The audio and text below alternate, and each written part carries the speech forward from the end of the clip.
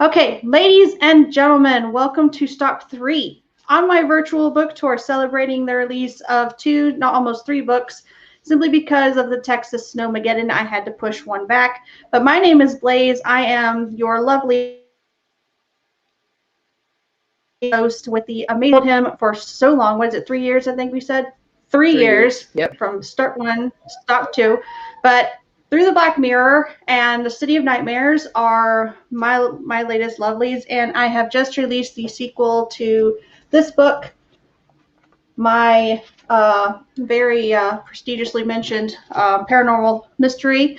And I am fortunate to have McCaid with me because he is a mystery author himself. So McCaid, take it away. My name is McCaid Paul. I'm 17 years old, a native to Florida, and I have self-published 4 books, all a part of the Summerville Series. The first one was published when I was 14, and the last one was published when I was 17. That still amazes me. Your story still amazes me. So tell us a bit about the Summerville Series. Like, who were some of your inspirations? What made you decide to want to hop into mystery? Because we all know mystery is amazing. Yeah. So I think for me, when I was reading books in elementary school, they were the easiest. That genre was the easiest for me to kind of get into because it was super realistic. I could relate to a lot of the characters. Where, to me, fantasy, while I loved it, it wasn't very realistic because there's dragons and magical worlds, and I couldn't really get into all that stuff. So I think I'm definitely more realistic person, and I just loved having this mystery and these characters having to solve it. I love Scooby-Doo as a kid. So I think that's kind of what inspired me to write my own mystery one day. But what inspired me to write the very first book in the Summerville series, which is called The Forgotten Headline, was a hunting trip I had with my dad in 5th grade. I think it was the setting and the atmosphere. It just really kind of inspired me that morning. So when I came home, I wrote down the idea of the book and the page in my notebook. It took me 3 weeks to write the first draft. And then after that, it was difficult to revise and get it out to people. But it took 3 years for me to finally get it published. And so that book ends on a cliffhanger. I knew I wanted a sequel, and then it ended up being 4 books. that's hard to write that stretch, but that is something that is so amazing with your books that I don't see in a lot of young writers, is your capability to just meld the story into 4 different sections in that series was just masterfully done. And I was like, wow. Thank you. I had an idea for 6 books, but I quickly learned that is a lot of time in one town, spending a lot of time with those characters. People are very quick to move on. They'll read the first book, but they'll put down the other ones. So I knew I wanted to keep it kind of short, so I cut it down to 4 books. So, but I'm very happy with how it turned out.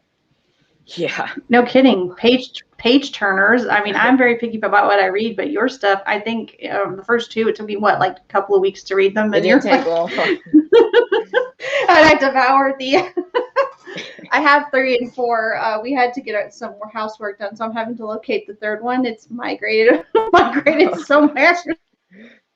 Yeah, those last 2 I'm really proud of. I think you can definitely see how much my writing has matured over the years, and I was growing with the characters. The characters get older with each book, and I was getting older with each book. So you definitely see a growth in my writing and basically everything, the plot, the characters. So I'm really proud of it.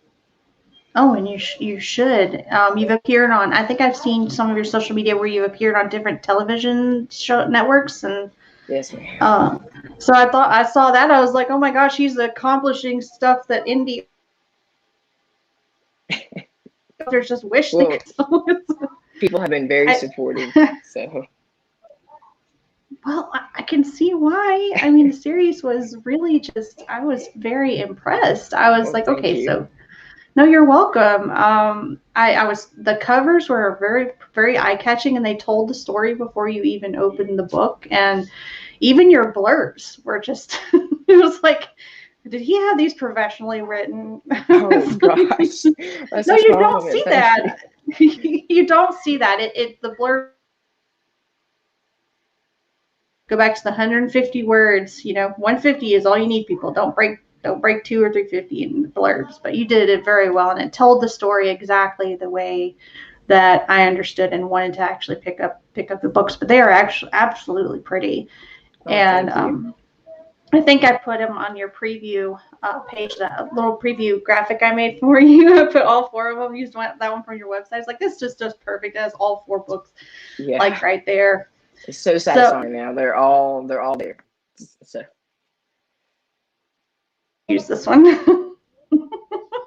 So we know that I know as a secret that you're working on a thriller. But, mystery is not something that people, being a mystery author, that it's not something that just anybody can go and write. So did you have do you outline, or are you a pantser, or you're a pantser? Seriously? No, I'm not a pantser. When I first started out, I outlined everything, like everything about the scene. I was obsessive. Now I'm kind of more of a pantser in the way that I don't really know where it's going. I know the end and I know the beginning, but I don't really know the middle. And so definitely now I'm more of a pantser, which I think it has its pros and cons, but it's kind of scary because you don't know where it's going. So you're bound to fail at any minute. That's how I view it. But I think you have more creative power when you're a pantser, because you can do a lot of things and get rid of things and add stuff and kind of rework everything. So I think G.R.R. Martin calls it like a gardener. Isn't it a gardener? He calls himself a gardener. So he just plants the seed and watches it grow. Now, as somebody, I'm not a pantser myself. As a matter of fact, I've got one for you, McCaid. I am totally a rebel and say, you know what? I'm not an outliner. I am a beatster. Oh, God. So I'm like, I have so many people like, what the heck is a beatster? I'm like, well, a beatster is somebody who will pull out them beats and put those beats on there, and you just know you have to hit those. And they're like, isn't that not? It's just I just know what I have to hit at crucial moments. So total rebel here. I'm a beatster. Well, I definitely was with the 4 books in the Summerville series. I had to know everything that was going to happen. Usually before I started working on the book or I wrote the first chapter, I knew every single twist. But now it's like, with this book, it's not really a series, so it's hard to explain. I don't really know all the twists, but as I'm writing, there's more and more that are coming to me, and there's parts in the book that are open for more exploration, so I can do a lot more with it than I think I could do if I was just super strict with just outlining. Totally. Like that's the key word there, strict. It's like when you outline, you feel like you have to stick to that plan. I know I've tried it. I have tried outlining. Like I've tried taking advantage of Preptober and all that. I have found that is a huge waste of time, that if I just know those 15 the cat beats, because as long as I know I have to hit those beats. No, I'm kidding not, McCaid. Last night I was talking to Brittany. I was talking to Brittany Wasterock about you. And I was like, don't worry, everything was good. Calm down. It was high praise, I promise. Okay, blush. I'm actually a screenwriter, and I told her, I said, yeah, you have to come back. If Netflix, if he decides to pursue Netflix, I will personally write the screenwrite plays for these books. That because is so cool.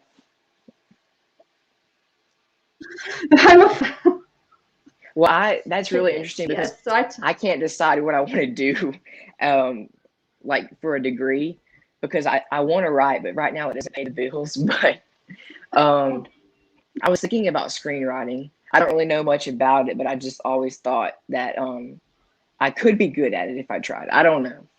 I'll have to look more into it. I will say personally, it's a lot easier to write a novel, because screenwriting, you literally have to cut out a bunch of stuff, because for screenwriting, every page is 1 minute of screen time. So if you've got like 200 or 300 pages of screenwriting, then you've got like 2 hours is what? That's a long movie. Yeah, definitely. So you have to. It is a lot harder to do. But I will say that I did have a cheat because I used to write comic strips. So I used to write comic strips for a comic book I was working on. So if you wanted to, I do enjoy screenwriting, probably a little more than I do noveling. Oh, wow. But we were talking about that last night, and I told her, I said, Britt, I cannot praise these books enough simply because it's just so fantastically written. And I was like, if he goes to Netflix or something, and I could see you doing this, I really could see you going to Netflix and saying, hey, I've got this really awesome series. And I told Britt that I would write his screenplays for him, hands down, if he decided to go to Netflix. Honestly, that would be so cool. That is my dream, to be on Netflix. I would have told her that. I was like, he's the kind of writer that would just totally do that. So driven. Yeah.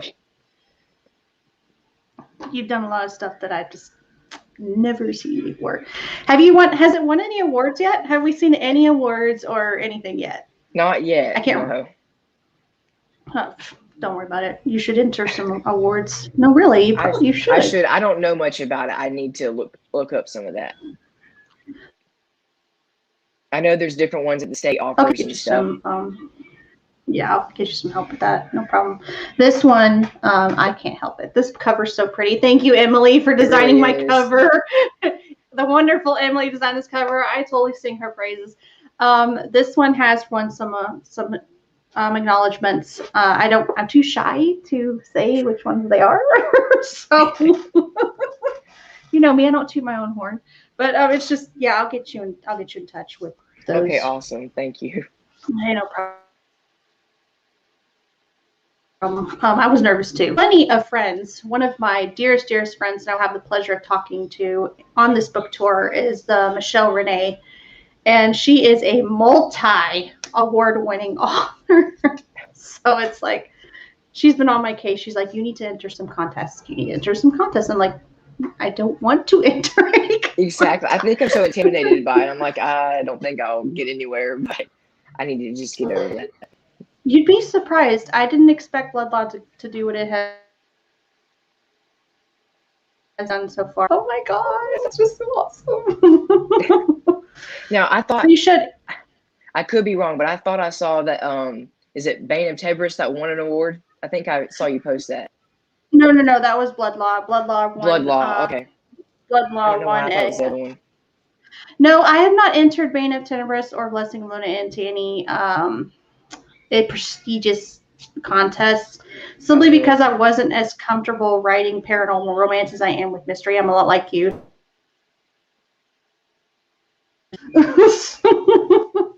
So I'm the same way. I like paranormal mystery.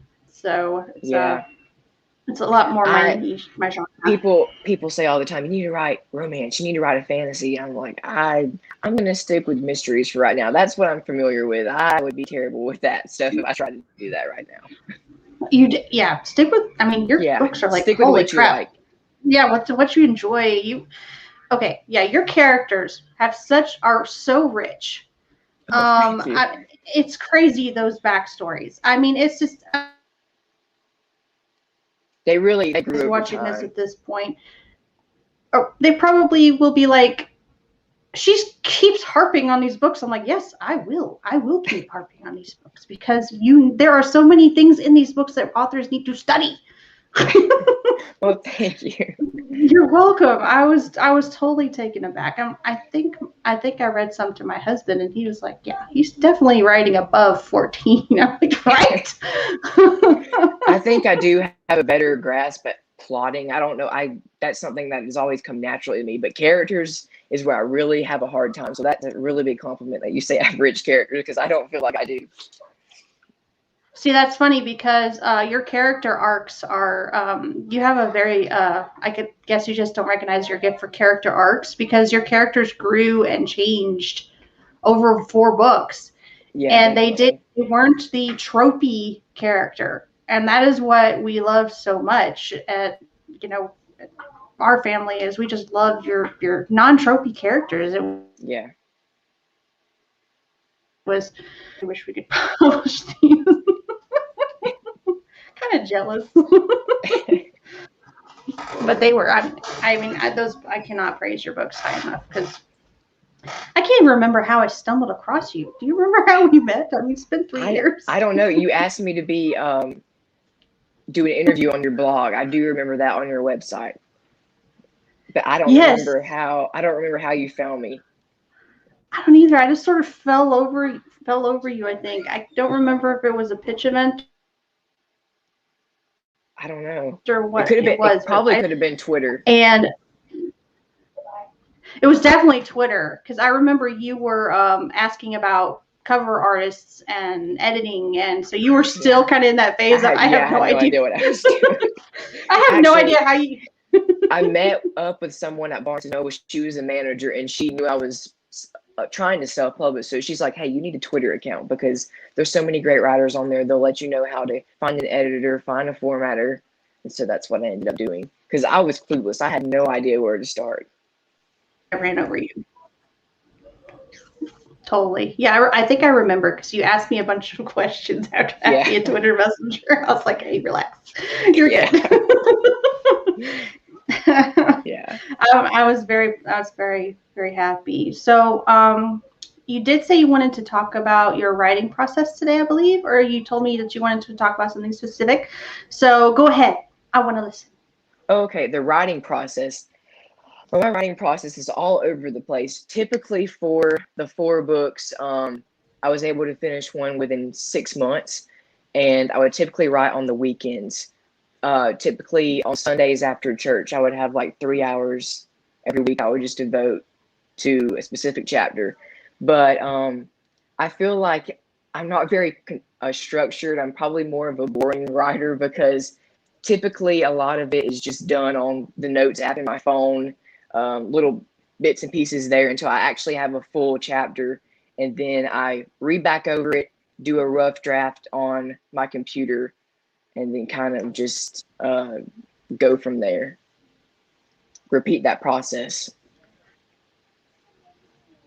And you say, you're still plotting? Because you said you started with plotting, and do you still do that? Plotting? Yes. For the other 4 books, it was, I knew what was gonna happen before I even started the entire thing. Where now it's like every 5 chapters I know what's gonna happen. Every 5? So every 5. So after that, I don't know really where it's going. I do know some main beats like towards the end, but other than that, I don't really know what I'm doing. Can you give us like I figure it out over time. Can you give us like a little sneak hint into what you're, or do you want to wait until the end for that and leave us all hanging? It does not matter. I can tell. Yes, please do. You know me, I don't mind spoilers. I'm going to read it anyway. Okay. Well, the one I'm writing now is about a boy who makes a discovery on the river. It's a dead body. So he's kind of thrust into this world of danger and intrigue, similar to The Forgotten Headline. The Forgotten Headline is about a boy who goes hunting with his dad and makes a shocking discovery on his neighbor's property. You'll have to read the book to find out what he finds. But for this book, right now, it's called Dead River. It follows a boy who finds a dead body. And so you kind of read on to figure out what's he going to do. Is he going to go to the police? And you kind of, over time, you start questioning what he knows, if he's an unreliable narrator, if he knows more than he's letting on. So it definitely is more psychological than the other 4 books I've written. Ooh, see, you had me chomping popcorn at Boy Finds Body. I was like, okay, keep going. Yeah, keep going. There's more to it, but I feel like I'm going to give way too much away. Yeah, we're not giving away, people. No spoilers. See, no. I will bug him later and get the spoilers, but none of you will. Yeah, so that's about the first 2 chapters. After that, I can't say anymore. See.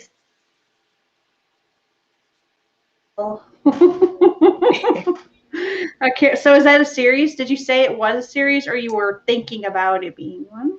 Well, at the time when I started it last year, I'm like, no, it's not going to be a series. It's standalone, because after writing the other 4 books, I was kind of burnt out with writing a series. I was ready to start something new, I'm like, I'm not going to do this again. It's too much time and effort right now. But actually 2 months ago, I came up with the idea for a sequel. So we'll see what happens. I think it's all going to depend on reader demand and sales. So we'll see. But I do have a pretty good idea for a sequel. Ooh, I hope we do have a sequel. At least have that nice duology, or at least a trilogy sitting at us, because definitely. those sell pretty well right now. But it definitely is more standalone. Like the sequel won't be technically continued as it was with my other book series. It's more kind of a new plot, not the same kind of mystery over and over again. If that makes any sense. Okay, so same plot, same world, different plot. Same world, different plot. That's true. Where in the other book series, they all had a cliffhanger. They were all connected. They typically picked up right where the other one left off. Where this one won't be that. I feel like there will be a big time gap in between the two. So yeah, I'm here to tell you guys, if you think you're going to get away with just reading book 1 and being totally okay with knowing what's going on, you're so wrong. Okay. Yeah, there's you cannot just read just book 1, okay? Because he cliffhangs like every book. A champion. So you have to have all four books. You cannot just you get a sort of taste in book 1, and then book 2 gets more intense, and then when you get to book 4, it's like, holy crap. Yeah. How did he what? I'm serious. If I were to support anything becoming a series right now, I need this book, because there's not very many mystery series that are not police procedurals. No. So exactly, and I do like those, but it's like we need so many you get tired of those over time. Yeah, because they kind of get repetitive. They follow the same format. They follow the same plot. It's the same twist over and over again. Yeah, give me something a little fresher. Now, I'm a Horatio Caine fan. I will tell you, I will CSI my life all day long. But it's like once you get to New York and then Miami and then New Orleans, and it's like, okay. Yeah, definitely. I'm done, especially when like it happened in Criminal Minds. Oh my gosh. When they got rid of Hotch in Criminal Minds and they got rid of Morgan in Criminal Minds, I was done. I was like, no. Yeah, it's like NCIS. I'm a big NCIS fan. When they got rid of Ziva and Tony, I was like, you know what? I'm pretty much done. No, which they brought Ziva back, so it's gotten a little bit better. I thought she died. Didn't she die? So, spoiler alert, no, she's not dead. See, I thought it was. That seemed a little bit too easy, because it's freaking It was Ziva. Too easy. I knew she wasn't dead. In a house fire? No. You know, it's Ziva. No. Yeah, it's Ziva. You can't just off Ziva. Yeah. But they brought her back for anyone season. I would definitely recommend you watching it. It was really, really good. Very smart. Okay, I will be looking, because I watch it on Netflix as they release the new series on Netflix. So once they got rid of Tony and they tried to get McGee to start, as much as I loved him because he got his start, what's his name? Tyler? Oh, what's his name? Torres? He was the kid from McGee. What's his name? Timothy? Timothy. Yeah, he was the kid in Hocus Pocus. Yep, he was. Sean Murray. Sean Murray. Yes. Sean Murray. I don't know. Because his name's Timothy McGee. Yeah. His name's Timothy McGee. So yeah, it's Sean Murray. I followed him from when he was a kid all the way up through NCIS. So yeah, he definitely has a bigger role in the series now, which I do like him, but I wish they would kind of bring back some other ones. They got rid of Abby too, which I was kind of sad about, but she left. So. Oh no! Don't tell me that. Yeah, why? Okay, what was her departure? I'm trying to remember. It was very forced. She just left the show. She saw something kind of traumatic and she decided to leave because she felt like it was too much pressure, too much danger, something like that. So she just kind of took a break, if I can remember correctly. I know her and Gibbs had their moment. They said goodbye. That was the last of it.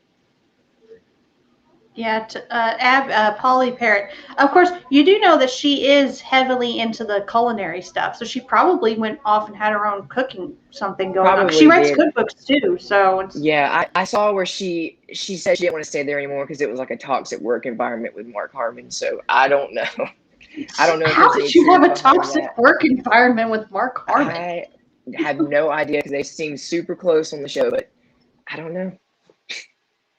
Very interesting. Speaking of which, and you know this is fun that authors like to do this. If you could cast your own books, let's hear it. Cast my own books. Yes. Oh Cast your man, own that's books. so difficult because there's another thriller I'm working on that I know I want Nicole Kidman to play the mom so bad. Because, oh man. But for the other book series, it's very difficult for like kid actors because they grow up. And so I'm very realistic. I'm like, oh, well, if this isn't developed right now, there's no way that person's going to be. But I would probably say Millie Bobby Brown is the first thing that comes to mind for Billy. I just feel like she could kind of be sarcastic and kind of sassy. So I don't know. Billy's character, Billy's B story is fantastic. I love how you wove that. You Han Soloed that part of of the story. It Yeah. was fantastic. I could see that. What about your main character? I can't. Please, Mick. Gosh, I give cannot. me. I forget. Mick. I nearly called him Mike. I cannot think of who would play Mick, which is really crazy because I'm big into movies and I really think about this stuff, but I don't know. I didn't think about that. Wow, looks like we got a homework assignment for you then. Huh? I know. I've got to think about that. Now, for the adults, I probably could come up with something, but for the kids, I have no idea. It's just so weird though because the thriller I'm working on now, and then another one I was kind of working on, I knew exactly who I would cast, like no question. But now I'm like, I don't know for the other ones. Well, who is the kid actor you would cast for your thriller then? Is it a kid actor for your It thriller? is a kid actor. Like, the crazy thing is, he's 17. I would probably cast I don't even know how to say his name, but it's Noah Schnapp from Stranger Things. I feel like he'd be a really good character for. I know they're all from Stranger Things. That's not coincidental, but I have not watched Stranger Things. I'll be the first. Oh, it's so good. I have not watched it. So good. I have not got to watch it yet. I think you would really like it. If you're into the paranormal stuff, you would really like it. Yeah, I really am. And I've gotten told, it's just, I'm the kind of person that is like, I cannot just watch one season. So I need to have the entire series before I dare binge it because I am a Netflix binger. Yep. That is definitely one to binge. So I don't get time to Netflix binge. Or Netflix and chill, I think is what it's called. It's like, no, I don't get time to Netflix and chill. I'll make time for Lucifer. I haven't seen that. You wouldn't recommend it for me, okay? It is a police procedural, but it's. I'll just say it's Lucifer. Yeah. And hopefully, I mean, if you watch, so it's like, it might be. I'm not sure, but it is very police procedural. If you strip the supernatural part of it, it is very police procedural. But the characters are decent. I'm a big Tom Ellis fan, so of course I'm going to sing his praises because who doesn't like that clown? I mean, yeah, definitely. But yeah, that kind of caught me off guard because now it makes me think. I'm like, I don't think about who I want to cast as the main character ever, which is kind of crazy. But I definitely know a lot of the adults, which is weird. A lot of the adults I know who I would cast, but not the main character, which is weird. I think kid actors are kind of hard because there aren't many. They really are. The first one that comes to mind is Millie Bobby Brown because she's incredible. But other than that, I don't even know where to start. Looks like you definitely are going to have to do some homework later. Yeah, definitely. I can't I'm pitch the same. idea to Netflix. I don't know who's going to play Making Billy. Oh no, see that's the you can make a suggestion, but as Yeah. far as film goes, it's all. I don't think authors realize just how much little freedom, unless they produce it themselves, that they have for their thing. So otherwise, yeah, I would like to know, just simply out of curiosity. Yeah. Simply because I was thinking about it. It's like, you know what? As a screenwriter, I'm really curious as to who he would put in his main seat. Yeah, but Nicole Kidman, oh my, I would love to meet her one day. That would be so cool. I was thinking Nicole Kidman or Julia Roberts, because they're both, I just really like them. They're incredible. And definitely for that thriller, that I had them in mind for, the character of the mom is so interesting. She's such an interesting character. Hopefully I'll get to write that book one day and release it. But I think about that one all the time. It'd make a great movie. And I just think of Nicole Kidman or Julia Roberts playing it. It would just be so good. Oh, I love Julia Roberts. Julia Roberts is like, and then. But she can play so many different things. They both can. They can do, they can star in romance. They can star in thriller. Another one is Amy Adams. She's really good. I'm not familiar with Amy Adams. She's in Sharp Objects by Gillian Flynn, the TV show. Yeah, she's really good. Another, I can't even remember the name of it. It was another popular thriller she was in. She starred in, and I can't even remember the name of it, but it was really good too. Oh yeah, Sharp Objects is. Oh, it's a. I love that book. Love it so much.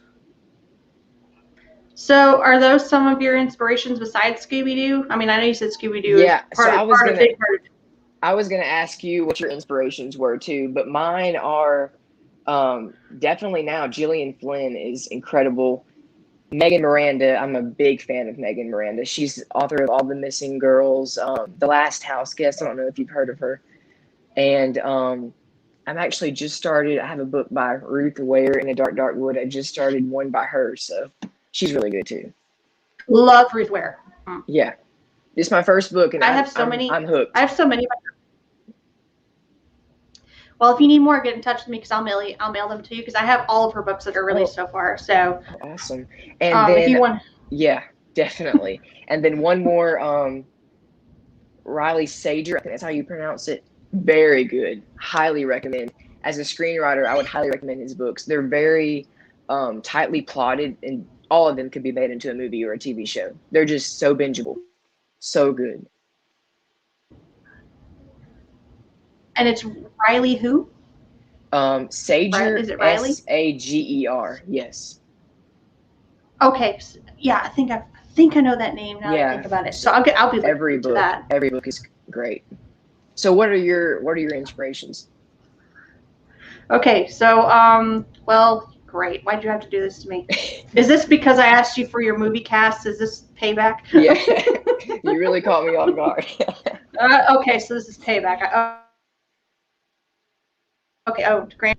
Starting with series 1, I was literally just fooling around, and I was watching Underworld.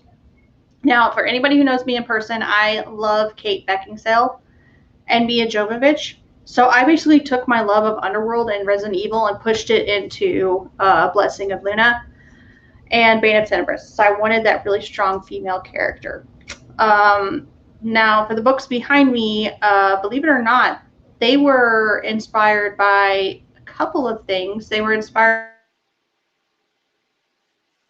by video games. Bloodborne is still my absolute favorite video game to this day.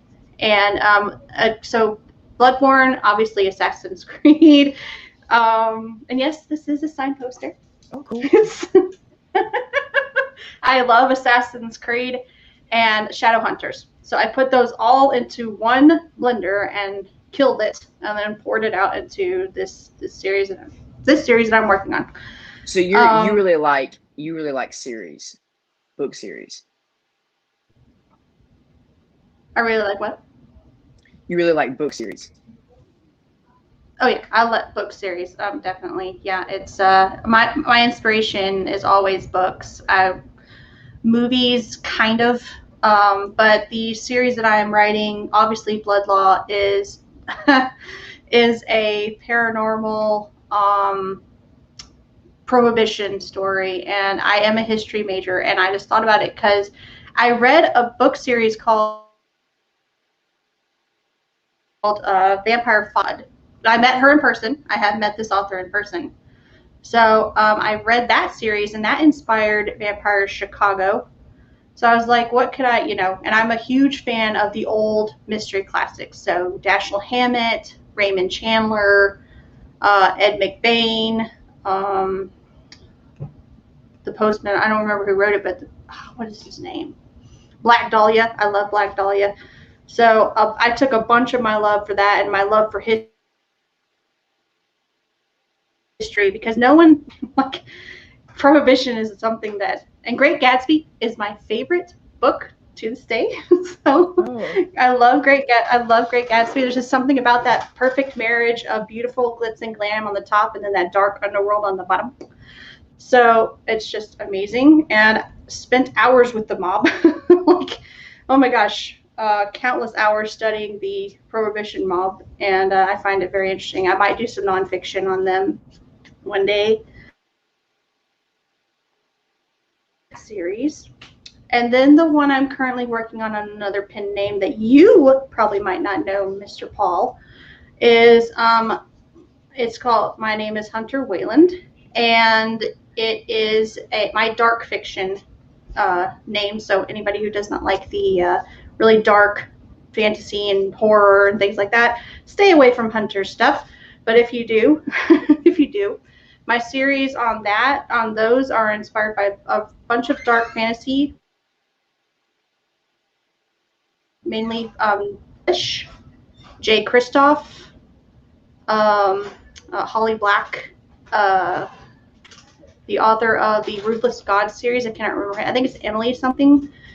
But those are all of my inspiration is basically literary or gaming. I've just never, movies are kind of a hit and miss. Yeah, same. So, especially with horror. Yes, I do write horror. It's actually my favorite genre to write. I can definitely see why. It's not something that I write a lot of, but I have written some things and I'm proud of it. So. No, you didn't. And you didn't share it with me. No. It's like we need to have an offstage conversation. I start so many things. I have probably 100 projects started. I just write the first chapter and put it down because I don't know where I'm going. But a lot of things I've started are horror. I don't feel confident in it enough to continue. But I like what.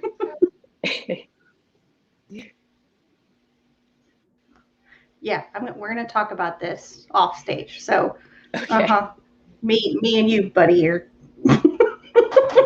you're hiding stuff. So how do you decide? I'm the same way. How do you decide what manuscripts that you really just want to run with, and the other ones are like, eh? Well, this is a great question, and I have figured out the answer. For the longest time, I had no idea. But so the book I'm writing now, it's called Dead River. Well, that's the working title. But it was inspired by my first trip to the river with my dad. So my very first book I wrote and published was inspired by my first trip with my dad squirrel hunting. So I found that setting really impacts whether or not I finish a story. So by going back to the river like every weekend, I'm back into that world, and I can really connect with everything, if that makes sense. So that's kind of my driving force behind it. Okay, where so that's the other books, the other books are. You decided that you do that. Yeah, the other books aren't really impacted by setting, so they're kind of harder to finish because I'm not really in that headspace. That's really. What is the name of the river, if you can share? If you feel. It's the Choctawhatchee River. Man, I wish I could visit a river. That'd be nice. I went. My first time going was during quarantine, and it was. I can't even describe it. It's something you'll have to experience for yourself. But when you're there, you're like, yeah, I'm definitely going to write a book about this place. Oh, that's awesome. And I take it you do have photos, right? Yes. You're not going to share photos. Oh, because I love I love nature. I'm totally me too. green. Since quarantine, I cannot tell you how much it's hurt because we have a national park like right behind our house, like 10 minutes down the road. And when they closed, I was like, no, exactly. I'm gonna die. I'm gonna die. And that was one of the few things that didn't close. You were still allowed to go out on your boats because you could very easily social distance and no one's crowded around, and you can kind of get lost in your own little creek or something and be away from people. So that was one thing that I kind of found last year that I ended up loving. Yeah, it's actually great. It was like, well, what they say is like the world is as quiet as it ever has been. I was like, oh, thank God. There's a joke. I was making a joke with a fellow writer of mine the other day. Where like, writers don't even realize it's quarantine. No. It's like, did you hear? We're all stuck in our house. It's like, what? Exactly. Which I hate to say that I enjoy quarantine because it was terrible for so many people, but I was able to write a lot during that time, and I started a lot of projects. Right? A lot of them they didn't go anywhere, but this one that I'm working on now was impacted by that. So in a way, I kind of benefited from it. So same. I don't think any of us noticed because there was that one meme. I don't know if you saw it passing around Instagram. It was viral for a while. It was the shot from The Simpsons. I think is like, "Hey, Dad, did you hear? School's closed. It's quarantine." And he turns around and is like, "Hmm." Yeah, exactly. I was supposed to leave. We did. I know Fireside like exploded. There were so many authors that came out of the woodworks after quarantine hit because they're like, "Oh, we have time to write our books now." I was like, "Yes, you do." Which I think for me, I told myself when quarantine started, I'm going to finish a book. It did not happen because I was so caught up in starting like 5 different other books that they didn't go anywhere, which is a shame. But I was able to at least start this one, which is a positive because I'm working on it now. But I don't know why when you start a new project, your brain's like, oh, that's great, but here's another idea. I'm like, great. You remember what we spoke about one time was called following the fire? Because I think you told me about this too. You've talked to me about this before. It's like, I have so many, I was like, just follow that flame. If you're in the middle of one and you just lose it. So many authors will say push through. I am not one of those. I will be honest. I'm not one of those. It's like, yeah. Either. You have to, no. So I'm glad to meet another because sometimes I feel guilty. Yeah. It's like, one's how not many working, books do you have published? I put it down. I'm glad to meet another author that does that because I will be in the middle of, and this is actually what happened to the WOLFGODS series is I was working on book 3. I kid you not, because I know you've mentioned it and a few others have been like, where is the 3rd book? And I'm like, I'm sorry guys, I've started this thing 6 plus times and I just said it's not working. I don't know if I'll ever finish it because that's just not, it just wasn't working. I mean, exactly. So there was one I started, I came back to it probably like 10 times last year during quarantine. I'm like, okay, well, now that I've had time away, I can finally start it again and maybe figure out something. And I read back over what I wrote and I'm like, ooh, this is not that good. I don't know why I thought this was so good. And then I would end up not going back to it. Where other books, I'm like, I go back to them and the writing is okay, but I'm like, the plot is so good. The world is so, there's so much potential here. I'm definitely going to go back to it. So a lot of the times I end up going back to them, even though I put them down. Well, that's good that you had that do and do not file, I guess, that you have like this, probably have this drawer full of so many Word documents on my computer. It's not even funny. Oh, I totally believe you. Yeah, if you want to do Scrivener, that's the only reason the only issue I have with Scrivener, which I pray the literature Latte fixes, is, and this is the reason I went to Dabble, like I was telling you, it's really hard to write cross platforms. So if you want to write a PC, and then you want to have to write it on a Mac. It's really hard to transfer those files over because it's like, I hope and pray if you're watching this, Lit and Latte people, please fix this cross-platform thing because it's abysmal right now. I love the program, love Scrivener. I will sing its praises. I am an affiliate of Scrivener, but we really need to fix the whole because saving. I was like, oh, just save it in Dropbox. I'm here to tell you that does not work. Corrupt files everywhere. So I need to take, if I do Scrivener, I need to take a course about how to even start because I've heard it's complicated to get going. It's a play, and it's definitely a play program. So you really should probably just open it up one day because you get like a 30-day trial of it. What I did, I just stuck to the very basics. I didn't give everything like a file folder, subfolder. This is the characters. Blah, blah. It's like, no, the only thing I used for was, see, don't Photoshop yourself to death. Make it easy. Yeah. You just I keep everything. I have my phone for that. I literally keep everything. I have a folder just called Dead River, and there's like 80 notes in there, just all kinds of stuff. That's where I keep everything. Regular notes? Like the regular memo on your phone? Okay. Like some of them will be parts of chapters that I've written, like rough drafts. Another one will be like character descriptions or what's going to happen later in the book, or a specific plot scene or an outline or something. I just have, it's like a jumble of stuff. It makes no sense. Somehow I can figure it out, but yeah, as long as you understand what's going on, yeah, you don't. Yeah, no one have to show us your what is that? Why is this? There's a note that's just one word. Yeah, it has a meaning. It's like that Glacier meme that you see where they see the finished book and on the bottom is like cussing, screaming, sleepless nights. Yes. Throwing your book across crying in the corner. Definitely. So another thing, authors, we hate to say the M word. Your marketing obviously has surpassed some pretty amazing feats. So market your books. Give it. Yeah, give it. You got young readers that are going to see this later. Come on, you got to tell them. How do you market your books?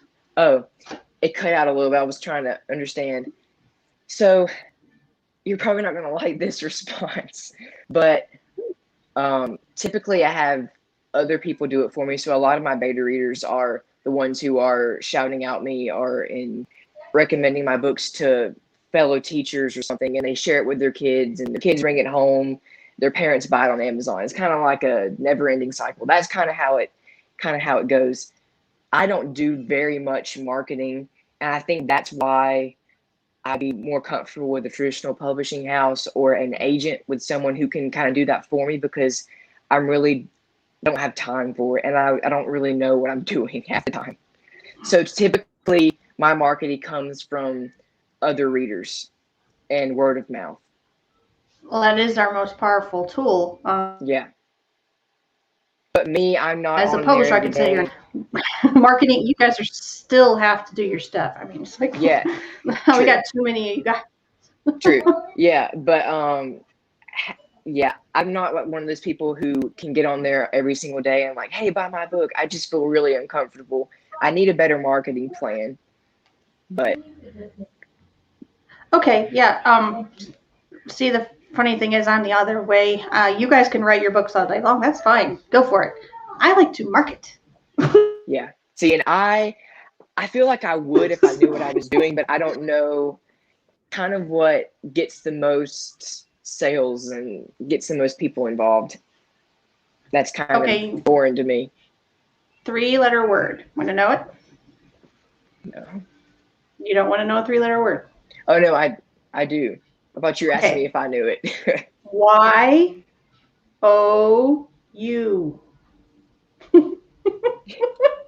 Let your folks get to know you. That is the best marketing that you. Okay, so you know what? I don't mind. Take notes if you want. I don't care. When I'm in every book that I do, and this is every single book, it goes well.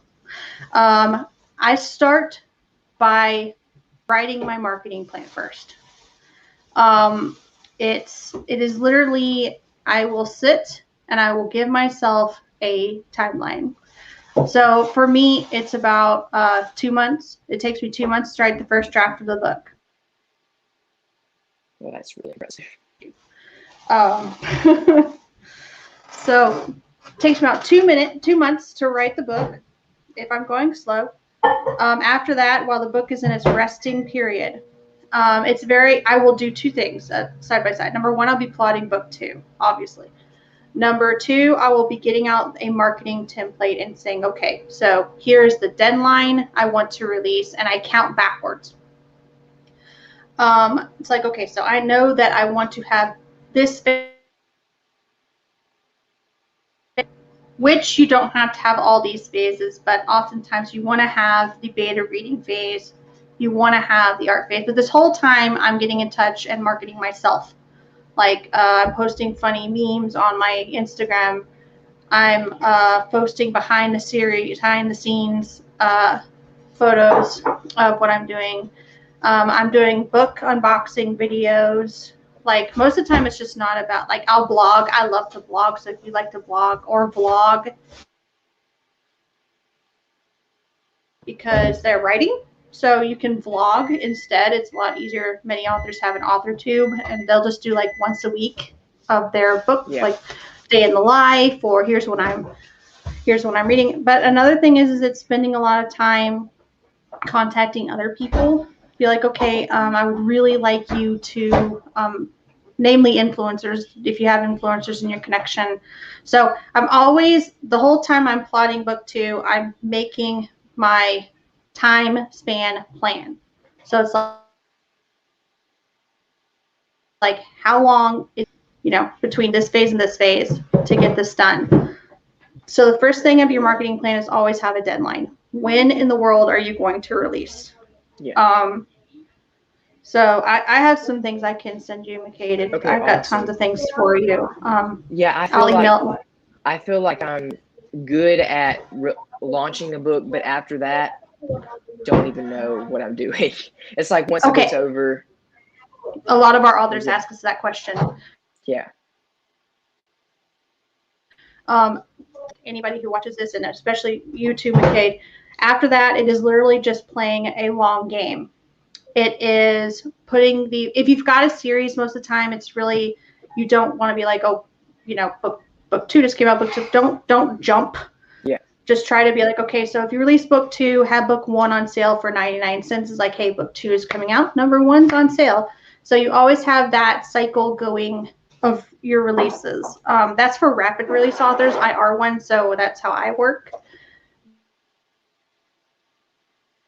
But what you want to do, you want to market yourself in between that. So for Instagram's algorithm, you don't want to constantly be saying, buy my book.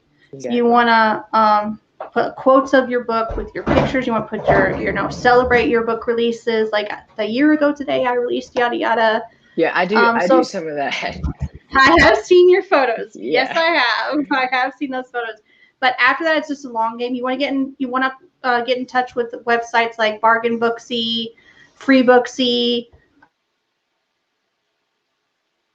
For us, that one for mystery, Book Riot Mysteries, because since we're mystery authors, I know that one. But it's really just, and for me personally, I use a combination of Story Origin, which I'm constantly doing newsletter swaps. I'm constantly doing things like that on Story Origin. And I'm also, every time there's a book sweeps, like I use book sweeps like a mad woman to grow my email list, to nurture it. So that is what I do. That's something I need help on, is growing my email list. That is so difficult getting people to sign up for it. It's like sign up for it and to get a sneak peek of the cover, and no one signs up for it. So I need a better way to get people to sign up for that. That's a common question I get too. My email list, literally, I had to restart it because MailChimp, as beautiful as a thing it is, I jumped to MailerLite. So I literally had to go from, and plus I realized before Blood Moon was released, I realized, oh God, wait a minute. I don't have a personal email list. It's all been put into Fireside's growth. So it's like, okay, so I don't have a personal email list. I started zero.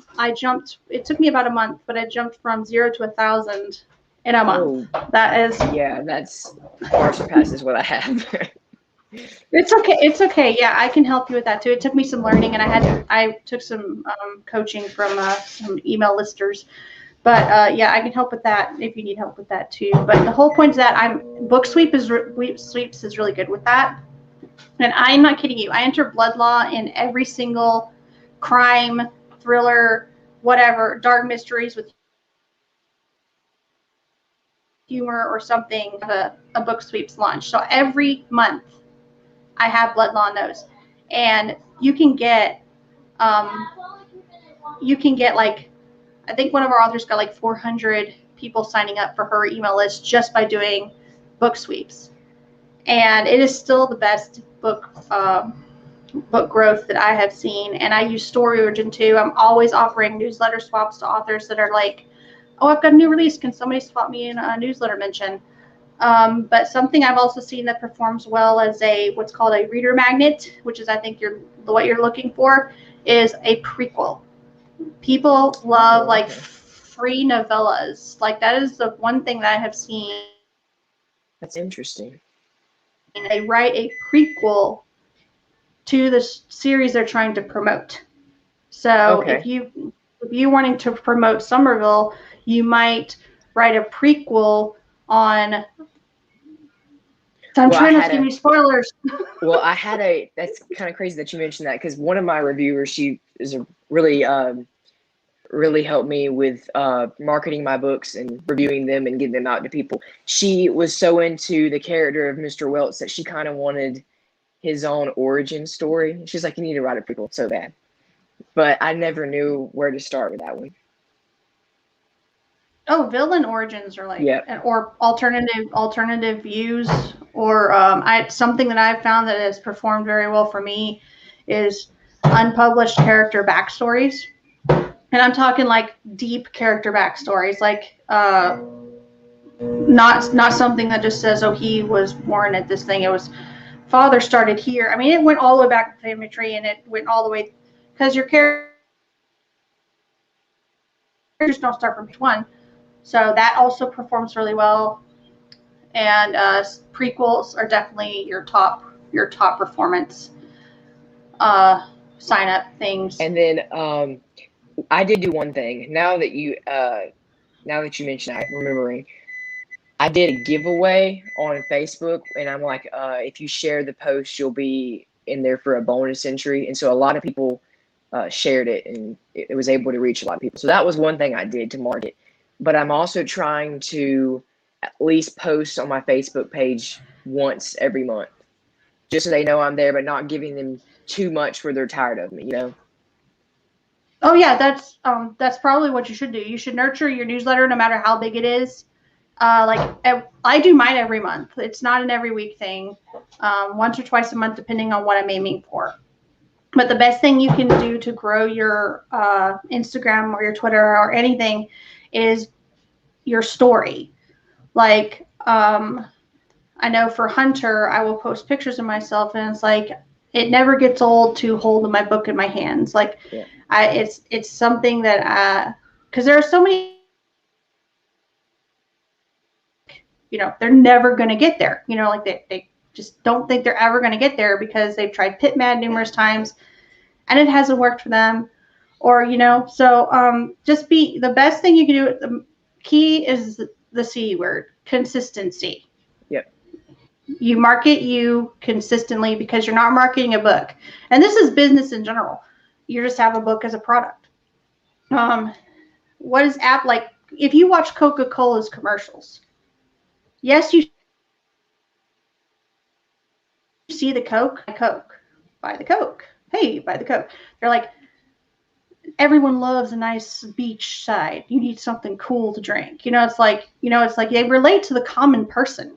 It's like, so you have to really, if you really want to learn how to fix your marketing, watch some of your favorite advertisements and try to figure out why, you know, they appeal to you, and try to aim for, like, Starbucks has their own drinks, but if you look at the Starbucks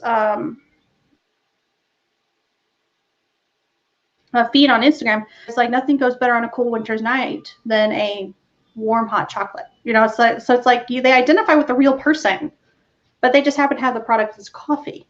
Yeah. So that's really your key to marketing. Just, I always tell people, do not market a book. You're marketing a brand, not a book. And I tried to do that for when it first came out, and I wasn't getting much results, and I was just uncomfortable with doing that all the time. So I just kind of stopped. Well, just look, you know, what is it about you? Like, I don't know if you know who Rachel Thompson is, but she is Bad Redhead Media on Twitter. Oh yeah, I've heard of her. She's, oh yeah, one of my dearest friends in the world. I've known her since she started Nano Promo. One of my best girlfriends ever. She will literally say, list your passions. Like, list 3 to 5 year keywords of what your passions are, and then just blog about that. Or, I mean, Twitter or Instagram post about that. Yeah. Like I had a crappy day, but boy, I'm so glad I was able to sit and read this book. You know, it's like, so you can use it to tell your story. And that's how you get people to follow on Instagram. Now their algorithm, you know, the algorithms are, they suck. Yeah, they're pretty harsh because they don't give you what you look for. They give you what's getting engaged with. And while I understand that, it's like, we need, you know, there are other people posting. Yeah, I feel like Twitter's the most difficult one for people to see and interact with, for me. You don't think Twitter is... You do like Twitter, or you don't like Twitter? Oh, I love Twitter. It's just it seems like no one is on there. You know what I mean? Like, you don't get many reactions on it or interactions on it. Like, people don't like stuff as much as they do on Instagram. Twitter, you have to remember, you've got like 0.2 seconds or 0.2 to 8 seconds for the tweet. So you really have, and the thing with Twitter is Twitter is a little harder, because if you don't post one, like 4 to 8 things a day, or schedule out posts like that, then it's hard for people to see. But my favorite platform to this day is probably Instagram. That's mine. It's the easiest to use. It's very easy. People that are like, I haven't heard from this person in a while, can just go to your profile and be like, oh. So yeah, they are around still. So that's what I will actually go to their Instagram and be like, oh, so they have posted, the algorithms just bit me. So yeah. So that is the key to marketing. Virtually anything, honestly. It's don't market your product as blatantly. Market you as a person. Yeah, it's like, oh my gosh, I released this book a year ago, or I just read so and so's book, they're fantastic. So that's really what you can do, but definitely stay consistent and vary up your stuff. Like, what I do with Hunter is I have a quote, and then a personal, and then like a meme, another personal, and then like a quote. So my theme is I switch up my content based on, or a blog post, like a me might be a blog post, my latest blog post, or a book teaser, or a this is what I just read. So that's how also I've seen some growth on Hunters very quickly for that, doing that. And of course, there's engaging with people. Don't, as much as we appreciate your likes, please just leave a short comment. You know, it's like, this is really awesome, or what do you know about engagement? And that is your key to marketing. If I were to give you any hints whatsoever, that's really all it is. It's not as hard as people make you think. Yeah. And with Hootsuite and Later, and well, it's scary. I mean, I remember. It was terrifying to me. I had no idea. I thought you just had to throw your book up there and everything would be awesome. But it's that's what people assume. They think you get it on Amazon, you've made it. Nope, no one's gonna find it on Amazon if you don't put in the right keywords and all this stuff. Close. There's so much to it. Yeah, exactly. You have to have the right keywords. You have to pay for ads. You have to do virtual readings. You have to, like I know Cassandra Clare actually has, where she virtually reads her books on her Instagram Live, and she just reads from her book with her dog. And it's like, you know, that's stuff that you have to virtual read in, write in. So it's writing the book, as painful as it's going to sound, is the easiest part of this. It really is. Process. So, I mean, marketing is definitely hard, but the beauty of it is once you find the thing that works, you don't have to change much once you establish that. So it's like you have to make tweaks every once in a while, like every cog you have to fix and oil and maintenance. But once you get that nice working machine, I think it's very easy just to tweak things here and there depending on what you need. So we are over time. So is there anything you want folks to know about your books, or you want to point them to you got going on, or anything you want us to know before we say bye for the night and thank you for coming? I don't think so. I did write them for ages 11 and up, but I have had a lot of adults who enjoy them too, such as Blaze, who have enjoyed them. So I would say definitely just give them a shot. They're really for all ages. They are. I will praise these books until I die, because I think I did mistakenly call them mid-grade the other day, and I apologize humbly for that. But in my defense, it was a late night, so please forgive me. I get middle grade, young adult. I would probably classify them as middle grade, in my opinion.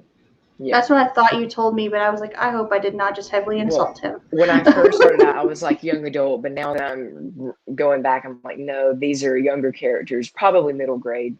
They appeal to younger readers typically, so I'm like, yeah, middle grade would work. Okay, so I'm so glad you said that, because I felt horrible. I was like, oh my God, I cannot believe I just said it. Oh no, it's fine. Well, we're going to have to schedule some Zoom coffee talks or something. Oh, definitely. Yeah, I love this. It's fun, and I will literally have coffee up here and be like, hey, how are you doing? Yeah. Have some virtual write-ins since can't. Yeah, we can talk about what we're writing and give each other feedback. That'd be so fun. Because I need that. I need people. That's what keeps me inspired. Can I going. I'm gonna have to talk to you about that off stage too, because I do have some needs of critique and beta partners. Oh, okay. So, ladies and gentlemen, thank you for joining us for Stop 3. The giveaway is up and running, so use the link in the YouTube, and it's only for a day, so we're gonna have some really killer swag to give away. And thank you, McCaid, for joining us. Thank you for having me. An honor to finally get to speak to you in person. You too. So we'll see everyone tomorrow for Stop 4, and bye-bye, everybody.